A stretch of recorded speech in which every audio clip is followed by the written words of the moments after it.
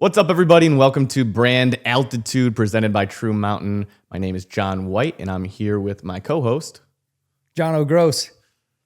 You. And today we'll be talking about the start of this new podcast, which is going to be highlighting a lot of different marketing tactics, from our clients that work in small business, and then things that we do digitally to help different brands. We might bring on some clients from the roofing industry, landscapers. We might even bring on some guys on our team that do the actual web design.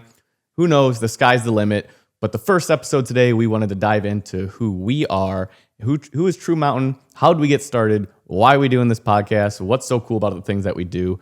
So what better time to kick it off than with this first episode that has absolutely zero guidance other than this intro.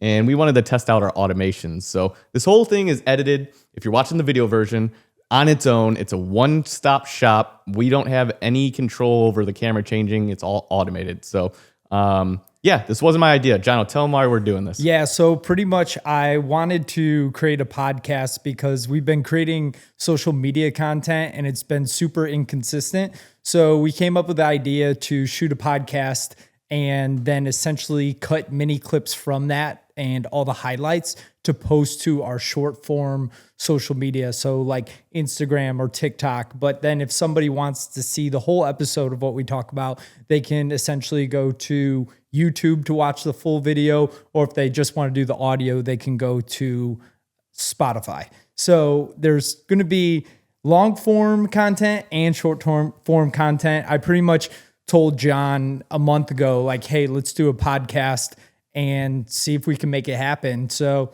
we got all the audio equipment, the lighting equipment, the camera gear, and we're pretty much going all in on it. So the first episode, what I really wanted to do for all the new viewers is kind of introduce me and John, tell our story and how we kind of got into marketing and how we kind of got to where we are now.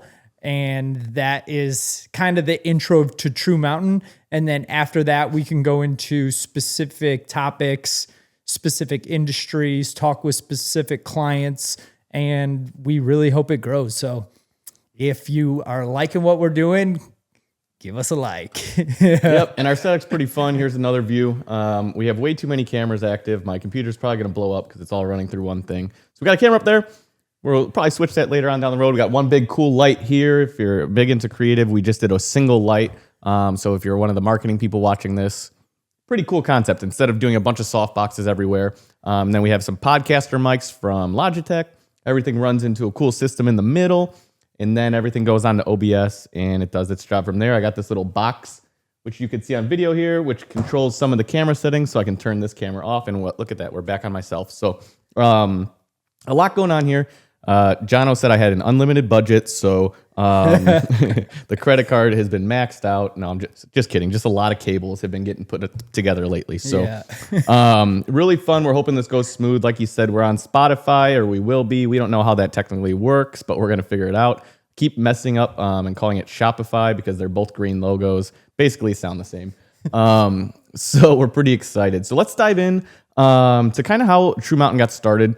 True Mtn is, to give you a brief overview, True Mtn Marketing, or True Mtn now, take the marketing out, we'll explain why, is our web design agency that we started, 8 years ago now? 2017. Yeah, we created it. So it's pretty interesting because John was working for a big lumber yard, and then I was working for a custom home builder.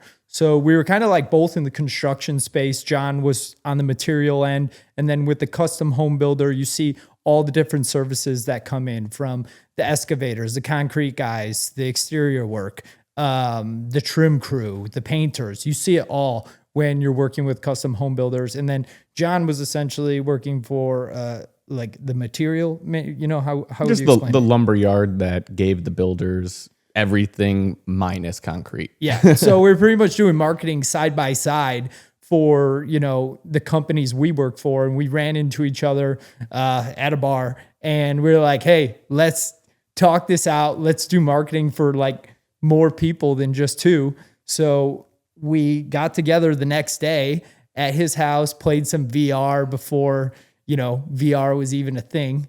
And just kind of talked about a game plan, see if we had the same views, would you say? Yeah. And I think the original thing was we were so sick of shooting content or building marketing for really nice houses that we were just like, this is getting so old. It's like the most like ridiculous thing to say. We were always inside of, $1 million houses shooting really cool photos, but it was so rinse and repeat that we were just like, oh my gosh, it's the same island photo with a light into the ceiling. It's the same photo in the corner of a room, or it's the same angle of a cabinet to promote it. And it would just got rinse and repeat, and it just got so boring. But we were like both in the same concept of like, I grew up doing BMX. Jono grew up like snowboarding, and this action sports scene came into play. So like Red Bull, huge inspiration for us. I drink it every day. And like the Red Bull sports that they do was like the kind of vibe that we were both kind of addicted to. So we were like, how do we do that? Or how do we work with brands that also are doing the Red Bull Rampage and doing the half pipe stuff and in Denver and Colorado and all this stuff. So we were just kind of addicted to this extreme sports, but we wanted to do marketing for brands that were on all that. And then we kind of like spent hours and drinking a lot of whiskey coming up with a name, and the mountains were like part of it. So Red Bull's always got something in the mountains, it felt like at the time. And that's kind of how we started coming up with this mountain name. We wanted, or Waves, one of the two in California. We were mixing all these notes together. And then we were like, the part of our name, mountain was obviously pretty obvious there. And True came in because we were working with other agencies at the time, or I had worked at one that just wasn't good for clients. So we decided to come up with the part of True is how we treat our clients. We're very true. This is us. This is who you get. It's just what you see is what you get type deal. So we just kind of combined the True Mountain, and the name was kind of born. But that's kind of what I think ignited this whole feel of like custom homes, really cool. Don't get me wrong.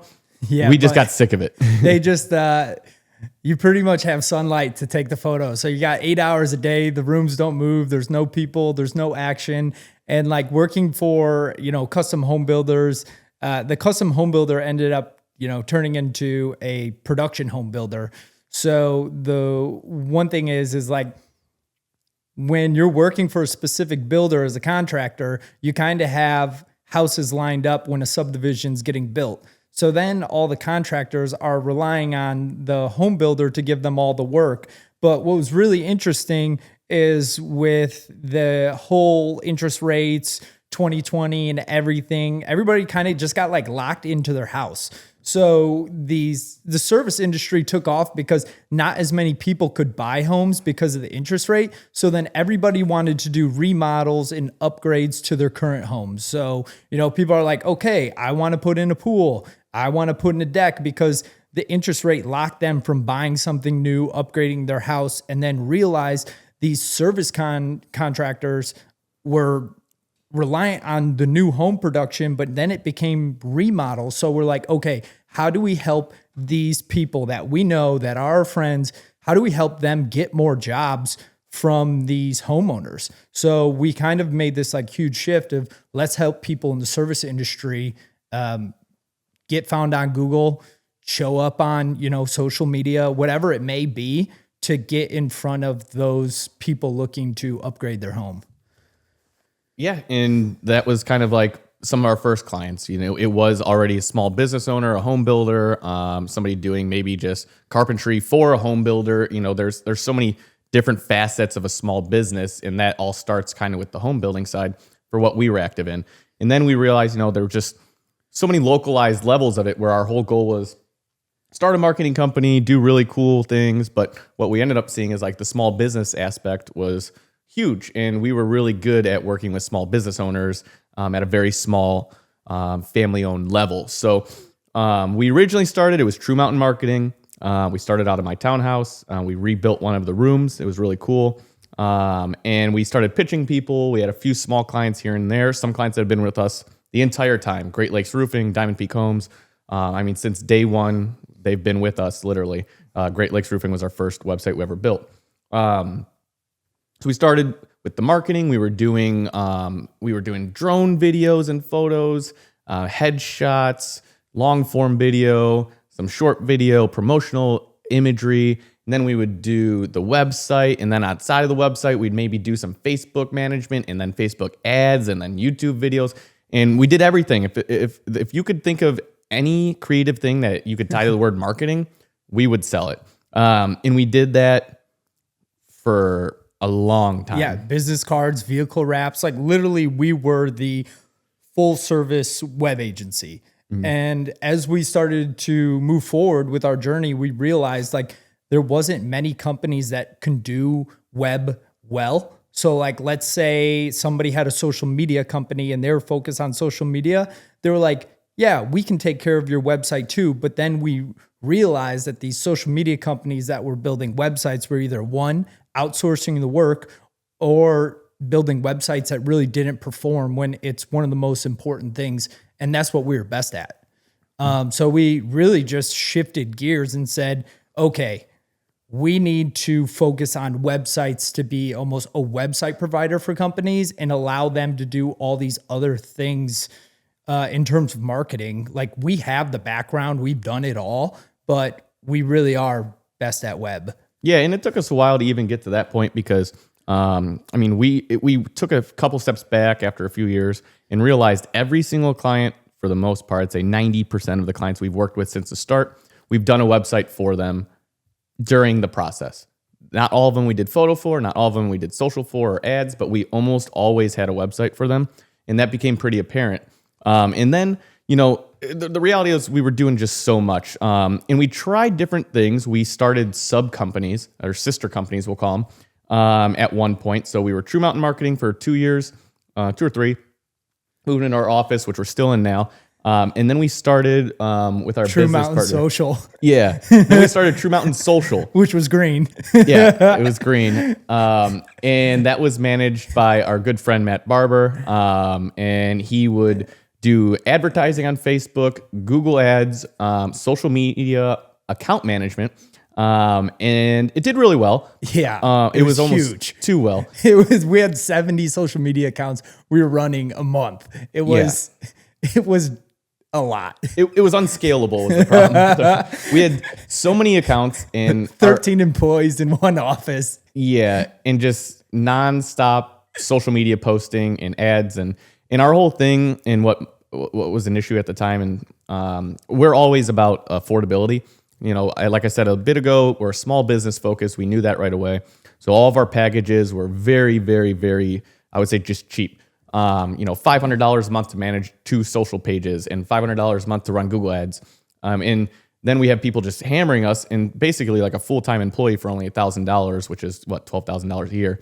And it's just like, there's no sustainability in that. We were making less than minimum wage. We were actually paying people to run their social media because we didn't pair any of our social media packages with content. We'd send out the photo video guy. They would go shoot content. And at the end of the month, we were like, wow, we are paying people to do their social media. It was... Yeah, when we had the employee payroll side of True Mtn Social come in, we were like, this is, one, not scalable. It's fun. But when we started paying our employees, we were like, oh my God, we're losing money on this account, like legitimately losing money. But that's how we kind of dove into it. It blew up. We signed a ton of clients really quick. Matt was really good at what he did, which was probably why it blew up. Yeah. Our pricing was just incorrect, and that was on us, not Matt. But that ran for a while. I mean, we did True Mtn Social for almost 4 years, probably. Because we did it for a long time. We did that for 2 years. After 2 years with that, so years 3 or 4, we started another sub company, which was called True Mtn Design, where we had another business partner that we all partnered with, come in and just did branding and print design and graphic design, and went great for about a year or two. We dealt with issues with that just because there's so many more facets to just branding in general. Well, you just don't want to take on the risk of, windows getting wrapped, vehicles getting wrapped, and subbing that out as the print company because, if the print goes wrong, then we kind of carried the whole cost on it. So if one print project went wrong, that company went screwed. Red for the month. Yeah, and it really didn't make a crazy amount of money, but we just wanted to have an option for businesses to help them out because, like I said, we were working with so many different companies at a local level. They all wanted business cards. They all wanted maybe a new logo. We just always wanted to say yes, yes, yes, yes, yes. We realized probably not the best way to do a business. at the grand scheme of it for what we were doing. Maybe at a higher agency level, I guess you can kind of pull it off, but for an affordability level, if we're going to offer something affordable, it just didn't work. So time went on, everybody grew bigger, grew smarter, I should say, more wiser. And we no longer have True Mtn Design or True Mtn Social. Those guys have went their path, and they're doing some really awesome stuff, actually. I know Matt's working with another agency out in Valpo. We Create, they're awesome people, very talented. He's doing some really cool projects. So it's also really cool to see somebody that started working with us for a bit and actually worked with Matt at Shillings. So we both worked together, which was even funnier. We just kind of like grew together, and now he's doing just like massive projects. So good for him. And then the guy that was helping with all the branding and stuff, he's still just doing car wraps. So, hey, everybody's doing what they love now. Yeah, so I think a great point that you hit is just like affordability meeting scalability. Because like when it comes to that many accounts, like you want to make it affordable, but then it's just not scalable. And to really be like a full service agency for somebody, you have to have like a small amount of clients to really do it at a high end to take care of every single facet of marketing. Yeah, we would run our numbers, and it was interesting at that time. I think we maybe had between 80 and 120 active clients, and our whole business model is a monthly subscription. And at that time, we ran numbers, and like our website's service itself was basically paying for 80% of the entire company. And the only people working on the websites at that time were me. So I single-handedly was, with Jono doing sales as well, was basically supporting every aspect of the company. So if I wasn't working, nothing was getting done, money wasn't getting made. We had 10 other people that were fully on payroll, like W-2 employees, working. And you were covering the bill for it. And then we're like, wait a second, web is the only thing that's surviving. I'm like, oh my gosh, we can turn all of this off and we can upgrade literally our entire lifestyle, new office, do whatever we want, and expand correctly. So that was kind of like the financial, I think, aspect when we looked, we're like, wow, this actually makes sense to pivot. And it's not necessarily a pivot. Like I love doing websites. So for me as a business owner, it's a pretty no-brainer. I'm like, I want to keep doing the thing I love, and it pays for everything already. So why wouldn't we? So over the course of like another 2 years, we slowly phased everything out. It wasn't like an overnight type deal, which was kind of difficult. And we still kind of run into some hiccups sometimes with people who expect some other stuff. And it's been forever since we stopped. But it's been a lot healthier. So now it actually happened like right when COVID hit, actually. Yeah, we were literally looking to get a whole new office because we had so many people. And we're like, we need to get a new office space. We looked at a space and we almost pulled the trigger on it. And it was like in the, like maybe January 2020. And we didn't do it. And then everything happened. We're like, oh my gosh. It's like 3 days later it happened. We're like, thank God we didn't get that big office because, that would have sucked. And it worked out because we were still at that point tying up our social management accounts. There was a small handful of them. A lot of them were like just in the food industry or something. And all these guys, it ended up working because we were able to help them during that time instead of just leaving them to basically sit out dry. So that team kind of took care of them, but we didn't take on new clients. But at the same time, it worked out for us because we couldn't even shoot photo or video anywhere during COVID. So I was like, well, let's just not do this anymore. Couldn't have been better timing. I've got somebody who's doing this stuff. I can't even hire jobs out anymore. Let's just call it quits and wash our hands of it. And we had a guy that was working for us full time at the time. And now he's doing his own content creation company. So worked out perfectly. Yeah, he's doing great. And sometimes he goes out and helps our clients. If they're like, hey, can you do content? We're like, here's your guy. Yeah. It was just like perfect timing for that. And then we kicked off the social stuff. And then we realized like, wow, now our team is 1/3 of the size that it was. And we're just focused on web and being the best at it. Yep. So I think it's been pretty interesting journey of how we got here. You know, it started with me and John as a conversation, and then it turned into a company. I would shoot the photos and videos of the businesses during the day. Then John would kind of build websites at night, and it's turned into a full web agency now. Yeah, and having a team's a little different, you know, now that we've taken people from our content teams to teaching them web design and teaching them from the ground up what's good, what's bad, and then bringing on our staff to fully understand it. I mean, everybody on our team has been with us now for the newest employee has been with us for 2 years. Yeah, at least. And we've had gosh, people on our team for almost 5 years, probably. Yeah. It's taken us a while to really build the team that we have now. And now they're like so solid. I couldn't be more confident in our team. Like they absolutely crush it. Yeah, and as we kind of went through the change, we obviously got rid of social, got rid of a lot of design and print work. We had to kind of outbalance that loss of a large amount of income for that part. So what we did is, as we tried to change things, what our biggest focus was on then was just our team, because we had a smaller team. We wanted to make sure they're good, and we focused a lot of time for True Mtn on still selling the websites to small businesses, making pretty awesome stuff, and then making sure our team was like taken care of. So like we're one of the few agencies that I even know of, minus maybe a massive one, that has 401k now for their employees. Shout out Dan Jones and JP Morgan. And then 2, we also have healthcare. So like we offer this to our team. And it took us forever to really get there because we had to rebuild certain financial aspects of our business to afford it. But by focusing on the web and focusing on the profitability stuff, then we could give more to our team back, which has been just awesome. And that's why our team right now has just been solid for the last, I would say, 3 to 5 years of just nobody's changed. We brought one person on new. He's been awesome. Our support team's been the same. Our designer, Connor's been with us through a lot of changes. He's only gotten better. His brother works with us.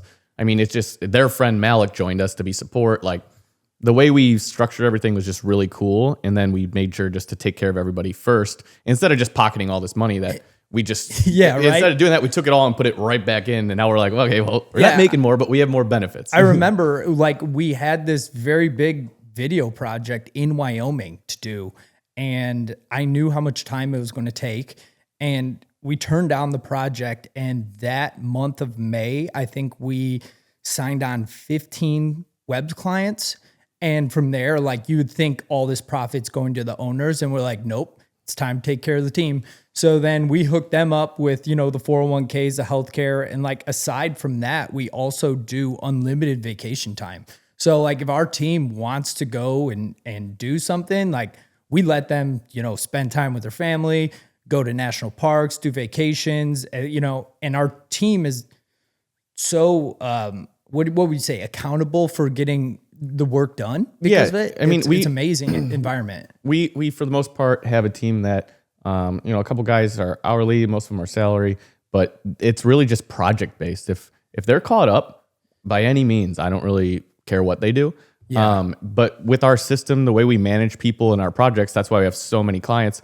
We just have a flow that we've built that allows us to know if things are getting done, and if they are, then great. Like they're basically waiting on us now. Because they're like, hey, I got nothing to do. And I'm like, great, well, go outside. Well, yeah, and a lot of it was like first we'd send over a proposal, and then we went to package pricing, and then like somebody would sign the proposal, then we'd have to set up invoicing. Then John ends up building this entire, portal. So that streamlined that process. And then once somebody gets signed up, you built like a whole project management system on ClickUp. So,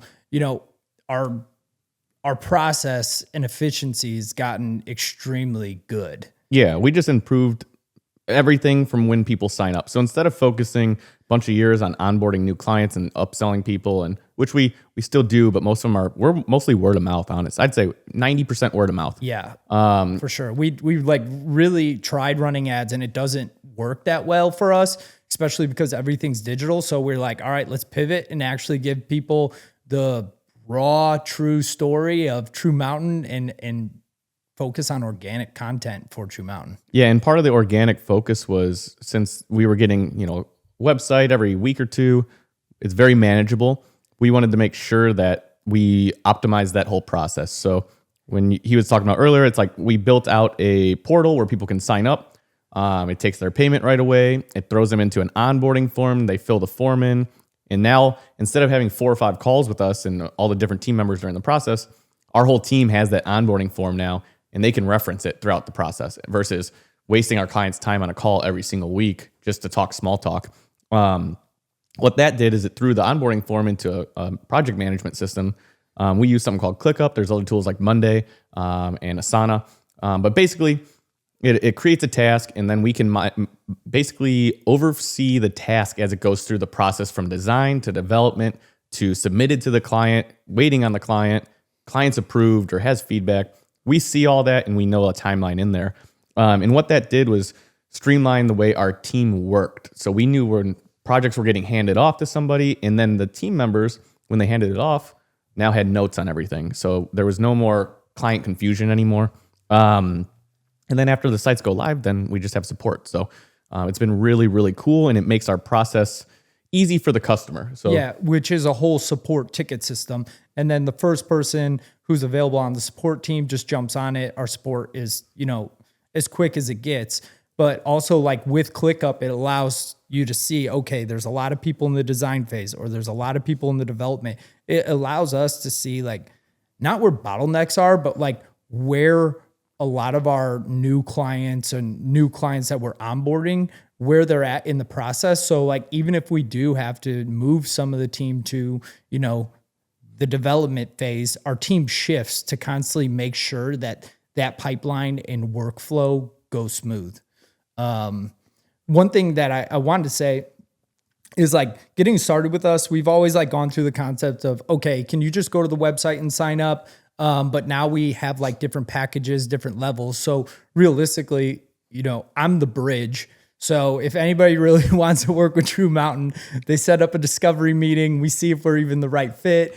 And then, we build a package. And once somebody signs up on that package, they pretty much go straight to the whole team, and the team just starts processing the work. I mean, communication's big for us. And even when we work with clients, and this has helped us scale, is like just having one point of contact, depending on what's going on. So even when we work with the client, we don't talk to their whole team. We talk to one person. They can talk to their whole team. And then they talk to one person on our end. It kind of flows through the next person in charge of that team, depending on what it is. Makes it easier from the start to the finish. So you're always just working with the one focus the whole time. It's pretty interesting because, like, when you think of like some of these very large companies we work with, like, they all have one point of contact. And then when it comes to a small business where there's maybe like 5 people, there's like 2 people in the meeting. And it's a really interesting thought that I've never thought about. Yeah. Well, we have, with our side clients, we have some like high-end Fortune 5,000, 1,500, whatever you want to say, size clients that we work with for other agencies when we white label. And I'm in most of those meetings. I'll get on a call and there's 20 people on this call. And I sent you a photo the other day. Yeah. I'm like, this is such a waste of time. I'm like, there's just too many cooks in the kitchen. And I'm like, this is crazy. And then you add up the hourly for 20 people. I'm like, how much is this meeting costing?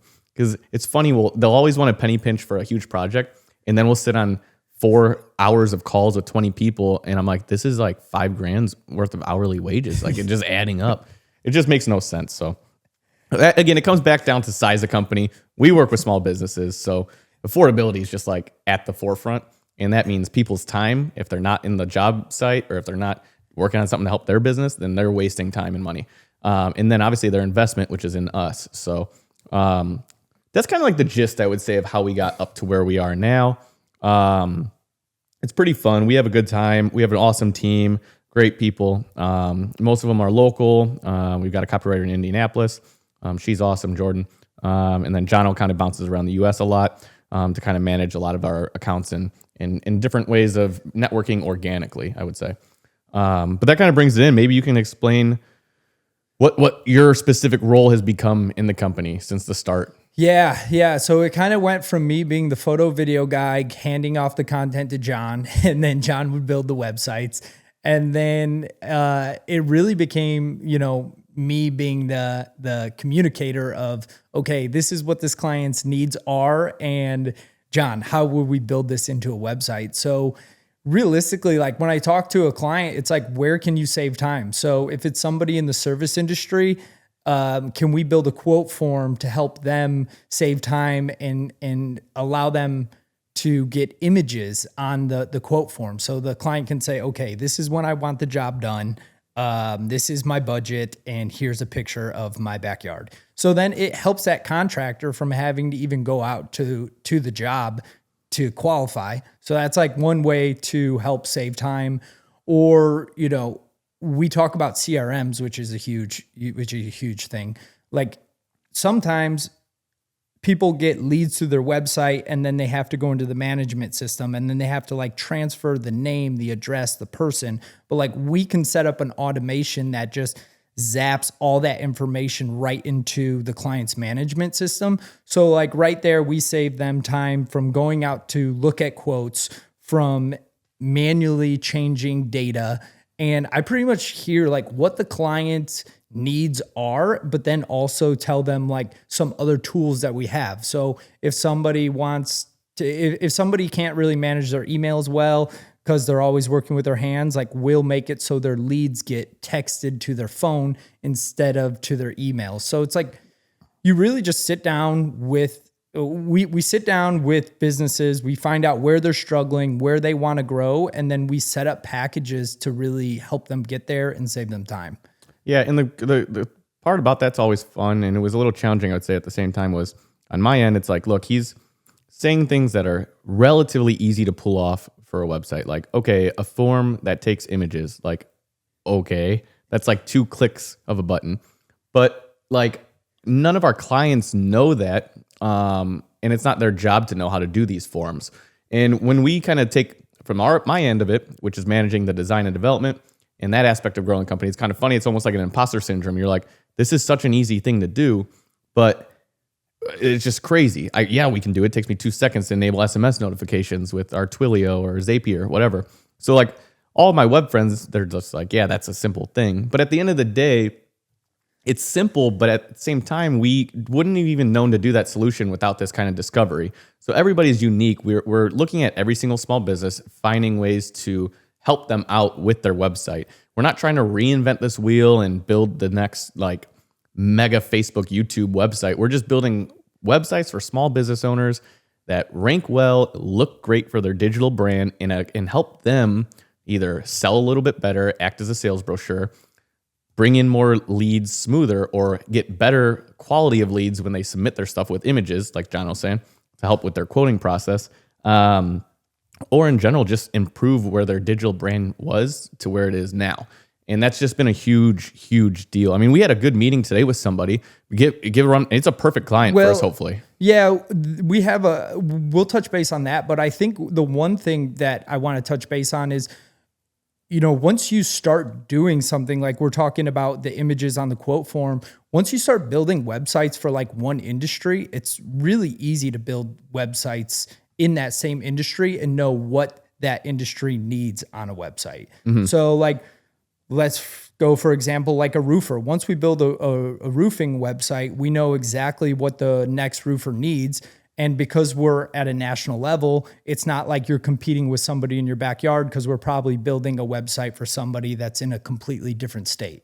And the best part is we still don't even use templates. Yeah. We're still using the same formula, I guess you could say, that we've created or learned over time, and making these websites for them with the same goal in mind of ranking in this local level with these services explained in a certain way. But their look and feels different. We're not like copying, pasting these websites like some of the larger outlets have been doing for years, We're making all these still unique, which has been the more fun part of it. There's certain things we built that are rinse and repeat that work, that we'll kind of copy and paste over, but the site itself is no templates. Pretty cool. We build everything here in the States. We don't outsource any of the work. We are the ones doing the work. And it's super cool. We build things from scratch based around the business's brand, and really just focus on a great design and building a flow that helps their, future clients understand their services, see their testimonials, everything. Like when it comes to web design, user experiences, how can somebody land on this website and get the information they need to either click, get a quote, or contact now, Yeah, and every industry is so different, and that's what we'll kind of be jumping into on this podcast with the brand altitude, is bringing in some of our business owner friends, whether they're clients or whether they're not. I don't think it really matters. But they're in so many different industries. We've got roofer friends, we've got landscaper friends, we've got restaurant owner friends, We've got people that are nonprofits taking payments. Yeah, even just today we met with a creative. We'll talk with another creative just doing video maybe. And all these people are in different industries. They have different goals. And at the end of the day, getting to those goals is always different for everybody. So it'll be fun to kind of talk with some of our friends and different people on here and kind of see what do they think they're doing? What do they think their industry likes or doesn't like?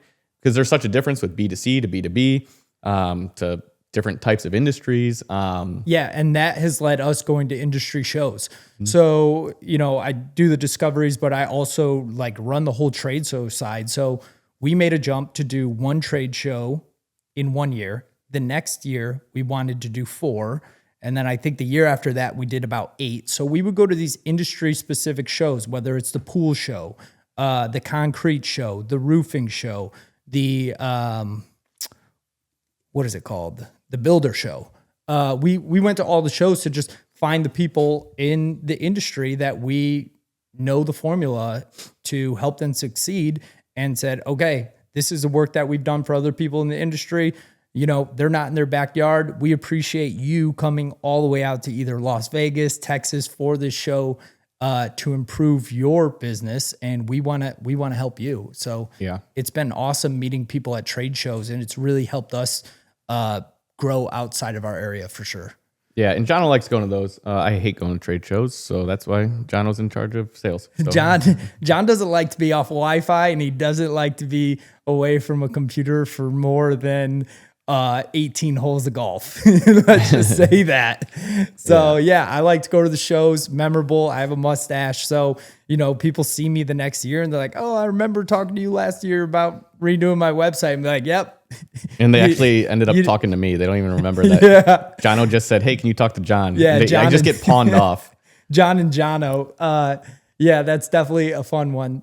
Some people think they're talking to John White when they're talking to me. And yeah, they either think it's me or him, or they think that we're a couple, which is always the funniest part. They say, you guys are partners? Like, oh, one of those partners. We're like, no, like we're business partners. Like, gosh, dang it. It's always funny.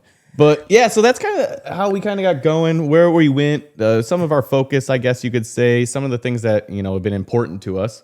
And it's been a pretty fun ride. So I think now it's kind of like figuring out what we want to share, what we want to address with this podcast, and how it could be important. And like John said, short form content is so big now. I am pretty poor at making content because I'm either busy making websites or helping with the team or building a podcast studio for 2 weeks because we weren't even sure if we were going to use it, but here we are. That I don't even think about posting on social. So doing something like this, we can record it, cut it up, spit it out online. Or we've been kind of meeting with other creatives to just be like, look, we love photography and video. We don't have time to do it. So can you just come do it of us? So we're or for our clients. We need content to build this website. You want to go out? Here's a great company that is looking for photo, video, company story. Go tackle it and give us the content when it's done, because we'll build the website. Yeah, we're done with it. We don't have time. Totally shifted gears. Instead of saying yes, we're like, just let us focus on the website. Yep. And that's really what we've done. So like our whole story, we started doing everything, and now we're like super focused on getting websites to rank. Like I was just in Missouri, and we built a website for a lumber yard, and we have a good amount of clients, and it's I couldn't remember the first letters of the company, and I searched a lumber yard in Missouri, and they were like the first ones that came up on Google. I'm like, oh, there's our client. So, it's really like, how can we help people get ranking on Google without having to be a slave to Google Ads, doing all these different marketing facets? It's like, let's just keep it simple and just build good websites. Yeah, and that's been the craziest part too, is like with the way SEO is working lately, now that AI is so integrated to everything, now you can't really like hack the game as much either. So I just read something about it. There's a word for, it's not SEO anymore. They're calling it like AEO or something, like artificial engine optimization. So you're basically, remember we got a lead from ChatGPT? Yeah. We literally got a lead from ChatGPT. But basically what... somebody reached out and said, hey, we looked in ChatGPT to find out who builds websites in this industry, and you came up. So like AI, yeah, it helps find information, but like it is pulling from the internet. So like your website does matter, and they want to see like some organic content written about you. They don't want to see your website with just a bunch of chat GPT wording, because like AI is going to be like AI meets AI website. And they're like, no, Yep. Yeah, AI is trying to learn from humans. They don't want to learn from AI. Yeah, in the whole industry is just changing because of AI. So like now we're realizing like even when we have all this informative stuff on the websites, that sometimes just doesn't matter because ChatGPT is answering most of the questions, or Gemini on Google now. But they're pulling some of these articles and references from the sites that we're doing because they're so organically built. And that comes back to, are we selling rankings? Absolutely not. We're selling a really well-built site that looks good, functions good, and is informative about all the services that these businesses offer. They just happen to get pulled into Google because we're not cheating the system. We're not basically fluffing all this stuff into these websites like some other people, and then Google changes their algorithm in like a month, and then we got clients that are like, oh my God, my traffic's down 80%. We're like, no, we don't do that. So now we just focus on building city service pages to talk about the service in a city. We do some blog content stuff like with our content booster just to stay active. Doing services in specific industries, doing specific services. Like all the time, I'll talk to like a company. Well, they'll say, yeah, we just sold this job and it's for service A, but the client didn't even know that we did service B, and they used another company for that. It's like you need a website that shows all your services and everything that you do, so you can be that stop shop as like a service provider. Yeah. For homeowners. All right, well, let's rapid fire this out. A few more. This is ChatGPT's recommendation. We should rapid fire questions to end, and I've got some up here. Rapid fire questions for me? In general, I'll give you one. All right. I'll answer them as well. You can answer them first. Yeah. Let it rip. All right. The best business advice you've ever gotten? That I've ever gotten? Oh my gosh. Honestly, it's probably like stay in your lane and go faster. I think one of the main things you always say is like, we're not trying to reinvent the wheel. We're just trying to make it spin faster. Like staying in your lane is huge. Like it's so easy to be the yes person, but when you start saying no, you're actually going to start getting closer to your goals. And that's, I would say, one of the best business advices. And my next favorite one ever is pigs get fat and hogs get slaughtered. So like a pig gets fat because you can keep getting work, and hogs get slaughtered. So if you're a hog, you try to take all this money up front, like, and then do a service package, you're going to get ripped away. But like pigs get fat. So you just want to continue to, help people out and you'll get fat. But if you just try to hog and steal from people, you're going to get slaughtered. That's probably mine. What about you? I'd probably go that the easiest one is just that riches and niches. Like when you niche down, whether that's a service or an industry, it just becomes so much easier to scale and offer a better service. So when we focus on service-based companies, when we went from small business owners, there's a billion of them, which is still a niche down. And then you niche it more, you start saying service industry. Somebody that offers a service, landscapers, pool builders, lawyers. Now, if we really want, we could get even more niched into just roofers, maybe just pool builders. Now we're kind of niching in a little more, but then our team gets to become the experts in that stuff even more. We're not perfectly done that way, but it's been a focus over the last 8 years. We've been niching down slow and steady from everything marketing to at least just websites for service companies, kind of, and mostly pool, landscape, this niche of them. That would be mine. Next one. What would you do if you weren't running True Mtn? Wow. If I wasn't running True Mtn, I'd probably have a little shop making cowboy hats every single day. That's probably what I'd be doing. I don't know if it would even be in the green. It's kind of like a passion of mine to make cowboy hats. And it's definitely something that's not really that profitable, but it's fun. You know? Well, if you retire off True Mtn, then you can do that. Just make cowboy hats. Yeah, that's That's probably it. Or I'd just be just trying to like snowboard as much as possible. That's probably what it'd be. Yeah, I think I've always said, I think if marketing wasn't going to work, I wouldn't know. I've been doing it since I was 17. I would want to be like an architect. I thought that would be cool. I mean, everything in this office, and I remodeled my house with a friend of mine. Like I kind of had my hands on designing, and it's just so fun. So design in general is cool, but laying things out is like cool. It's kind of like a real world website. This goes here to move here to go here. It's like an experience in person.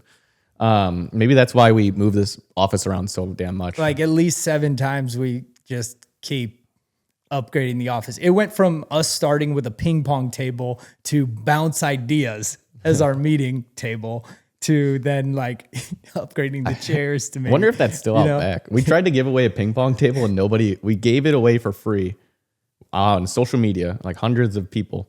We gave it to like 4 people and nobody would come pick it up. Yeah. We're like, it's free. Just come get it. And then no response. Next person, free. Come get it. No response. And we just put it in the warehouse. Like, yeah. I give up. You want a free ping pong table. Yeah. What tool do you use on a daily basis that you absolutely could not live without right now? I would really honestly have to say like a CRM. It's just helps you just like manage clients as they're coming in, where they came from. It gives you the data. And it just helps you just like stay on top of projects. I would definitely say that's probably something you just always want. If somebody reaches out, you don't want to like leave them in the dark, and you want to take notes. So the next time you talk to them, if you're talking to 10 people, you want to continue from the page that you left off on. You don't want to just restart a whole new discovery every time. And then those clients feel like they haven't been heard. Yeah. The AI note taker in our meetings definitely helps as well. Cause I just copy and paste that into the project. And that's called Fireflies or I don't know. It's called like Mastero or something on Teams. There's a billion of them now. Yeah. There's tons of them. They just join the meeting and pretty much write great notes. Yeah, and we'll have a 45-minute meeting, and it'll still knock out the notes pretty summarized, well. Yeah. And it'll tell us what we talked about, what was important, and what we need to do, which I think is the most important part. There's a lot of AI note-taking things, but if they don't tell you what you have to act on, it's kind of pointless. Yeah. Then you're just stuck reading notes that you could have scribbled down. It helps digest your thoughts, the meeting, and then I could run a whole meeting and then just toss over the notes to you. And then you're like, okay. Yeah. And I just take it and put it in my tools that I would recommend all day, which are just AI tools. So I just copy his AI notes, put it into one of my systems, whether it's ChatGPT with the premium or plus, whatever they call it today, or Gemini, one of the two. And I mean, I use my AI programs every day as a tool, which a lot of people don't realize. Maybe we'll have a whole episode on just, I would assume, AI at some point. Yeah, that'd be great. Because there's just so many use cases, and it's not, hey, write this article for my website use case. Like that's just kind of a garbage way to use it. But I'm using it to digest my thoughts and come up with better thoughts and ideas, and maybe just talk to it on like an idea basis of like, hey, I'm going through X, Y, and Z. Give me some scenarios. I could do some things differently. And it just helps you out with that. Yeah. AI is pretty much like the evolution of like getting around on a horse to like driving like a race car or flying a plane. Like it doesn't do the work for you. It's just a tool to help you work faster. Yeah. And I think that's like the biggest misunderstanding with AI. It's a tool. Yeah. It's a fantastic tool depending on how you're using it. I mean, I've used it to look at, read doctor's notes to myself and explain what all the big words are. And I've used it to just come up with ideas for a kid's birthday party, simple things. And that's just the basic stuff. I mean, it helped us come up with the name for this podcast. So I spit out 20 different ideas to it, worked its way through as a tool. Maybe we'll share that one day. It was pretty cool. And that's just how I use it though, just to kind of guide it into helping my brain spit out what I'm trying to get to. Yeah, we should definitely do an episode on AI because like it really is how much information you feed it. Like a lot of people just want to do it like write me an article about pool building. And then all of a sudden like everybody's going to have the same article. And like you really just have to feed AI the right way. Yeah, that's a good one. Well, great. I would say now back to the top one. Thank you for turning into, what do we call this? Brand altitude. Brand altitude. Yeah. We want to talk with brands, businesses that want to be the best, that are the best, that get it. And they know, the importance of everything really working together. People that want to show off like, hey, look how awesome my wrap vehicles are, or people that are like, I'm an expert in this industry and I want to talk about, some of the struggles to maybe build a community and whatever it may be. We're just here to really talk about marketing organically and not shoot videos looking at the camera saying, hey, you need a new website and this is why. Like, we just want to be real. And I think most of our clients, after they talk to us and they realize like we are actually real people, they're like, wow, we didn't know there was like actually people that ran this company. We thought you were some big corporation. Like, I don't know. Yeah, just us. So we just want people to kind of get a behind the scenes on how we think, how we sit with people and think about their businesses, and kind of just listen and learn and teach and kind of just how we work. I mean, this is how it is. So I think the next one will be fun. We'll see if we can get a guest of some sort. If we can't find anybody soon, we'll have our team on. I think it'll be fun too. Yeah. But yeah, hopefully the quality will continue to improve. We literally just plugged all this stuff in officially today. So we don't even know how this was going to work. I've got an automated camera system right now. So hopefully this doesn't crash when we hit stop. And hopefully you made it this far. So thank you for tuning in. Again, I'm John White. I'm with Jono Gross, Brand Altitude. On behalf of True Mtn, we appreciate you. Adios. Hit the horn. Oh. Oh, that's nice. There it is. We don't know what the buttons do yet. We'll figure it out next episode. John's pretty much got a DJ board over there.